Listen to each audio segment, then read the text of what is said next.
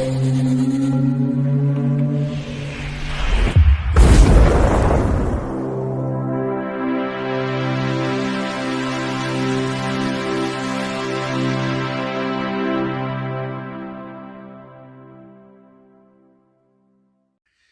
my heck, it's me, Ian. And in today's video, I'm looking at this. This is The Visit from 2015. And, well, this is a great film. And, well, let me get into it. It's 94 minutes long. It's on Rotten Tomatoes, 68%, which I suppose isn't too bad, considering the critics' reaction normally to these films.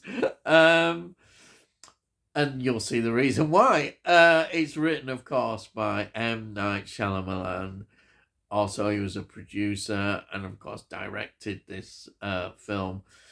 But, you know, after the failure of The Last Airbender 2010 and After Earth 2013, he had to fund this film for $5 million against his house. So that was his budget, $5 million. Interestingly, it went on to make $98.5 million. So that is a good return to form. But no, they wouldn't fund his films, basically. So he had to take that react and do that for himself, and I can understand why he would be determined to get this. His career, it was important for his career, really. Things weren't looking that good. I must admit, those films, I'm not having in my collection. I've looked at them. They don't really interest me like all of his other films I've done, and thank heavens he produced this one. All right. So, initially, it was going to be called Sundowning.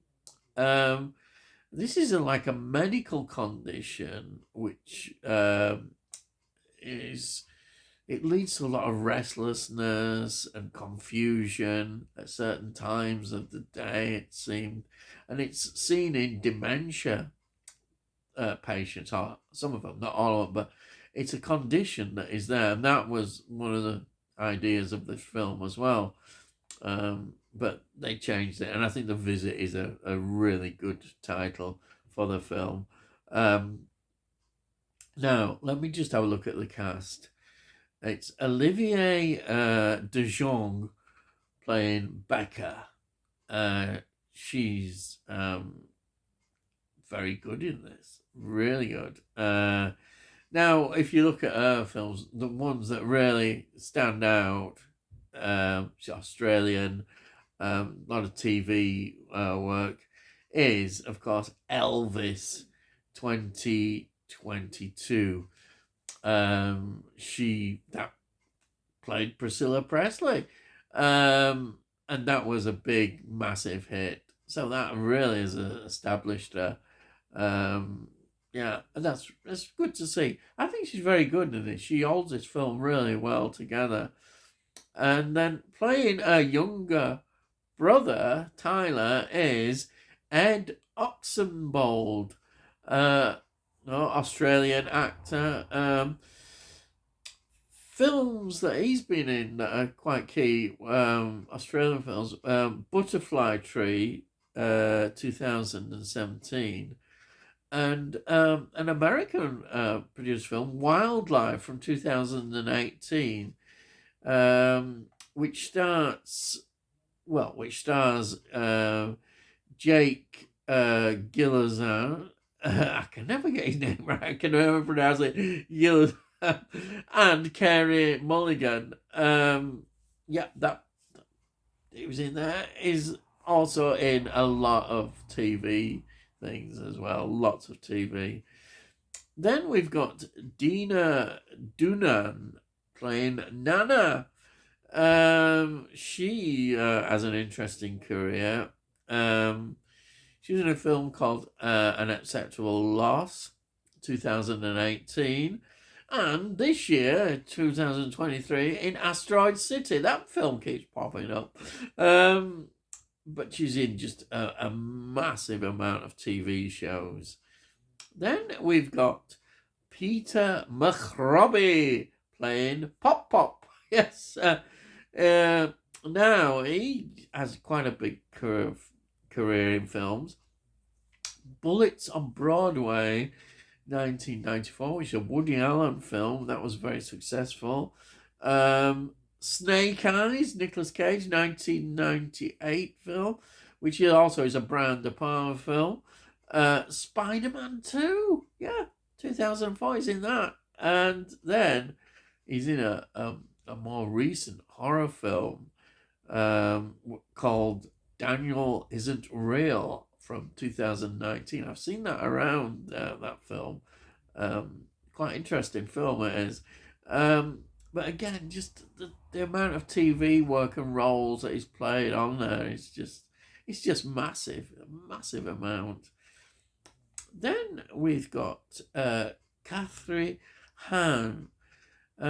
She plays the mother of Becca, and Tyler. And she's really good in this role. Quite important part as well, ingredient to the film. She is a comedian, actress. She was in Bad Mums 2016 and A Bad Mum's Christmas, yes, 2017. Also, I think perhaps the more prominent film might be more known. She was in Glass Onion, which was a Knives Out mystery. Remember those films? That from 2022. She was in that. But yeah, it's just a lot of again on TV comedian roles. That's what she is. Now, I should also mention, I think, that there's no music score in this film. There are some songs, that's it. But there's no musical score, which adds an interesting element to that film. Now, location filming, we've got in Chester Springs, Pennsylvania, where we've got the house. All the exteriors of the house were done there, and that is a great location. It really is. And then all the other sort of locations are within Philadelphia as well. It tends to be a thing, doesn't it, with Philadelphia? But that's where he's obviously based, in Philadelphia. Yes, but again, he makes do. I mean, when you're considering now he's on this tighter budget, he really does a good job with the locations. Particularly around that house, are very important to the film and the atmosphere of the film. It's really well done. And particularly, it's a lot of snow as well when they were filming this, which is in the surrounding areas as well, which we see. So you're saying to yourself, hey, get on with it. What's this film about? Well, it really does center around Becca and Tyler. Their mum left her parents, and she never visited them again. Something obviously happened, which she hasn't really talked about, and so she's estranged from them. She's not seen them for years, and they decide that they're going to go and visit them. The grandparents. They've never met their grandparents. So she says, okay. And they go. They've also got a background of their father left them when he was very young. That has had an effect, I think, on them as well. But so they decide to go and meet their parents and grandparents. They are Nana or Pop Pop, as they're known. And one of the first things they notice is that their behaviour is quite strange at certain points. This is all, they've gone to stay for a week, and as the week moves on, things become more bizarre in their behaviour. Now, they're both these filming this. They want to put a film together on their visit. They are also in communication with their mum as well. On a laptop, we see scenes of talking to the mum. But things really start. There's a bizarre feeling as this film develops, which is brilliantly directed by, as I say, M. Night Shyamalan.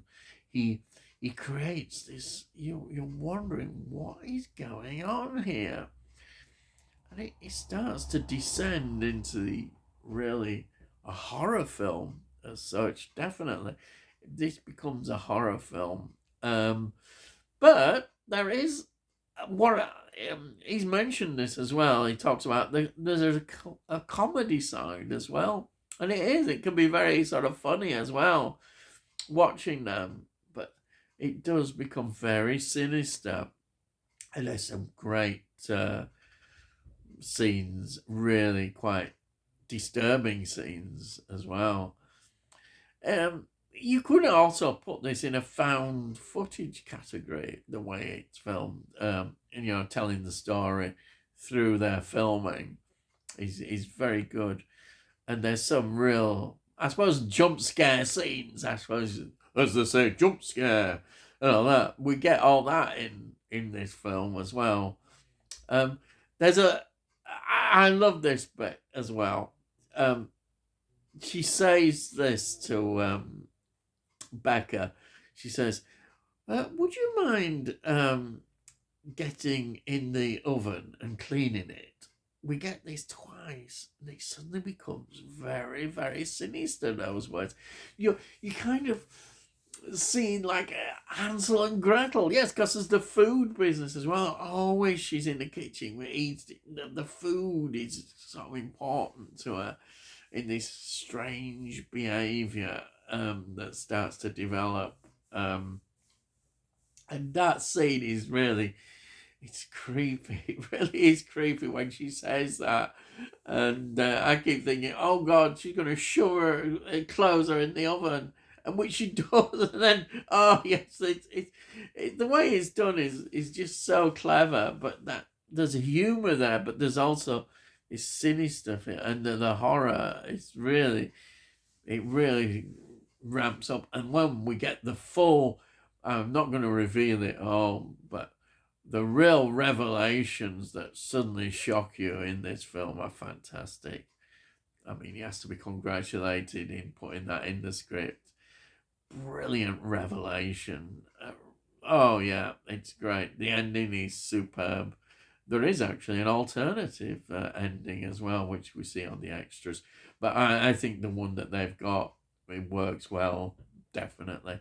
So I'm really pleased to have this film in my collection. And it was an important film because, if he hadn't had a success with this, that might have been it, really. It could have been the end. And we wouldn't have had the great films that are to come. And we had some really great films. I mean, his career, in many ways, has really got going now to its full potential, as we've seen all the films that I reviewed and enjoyed. And, of course, he wouldn't have any problem now getting the finance after this.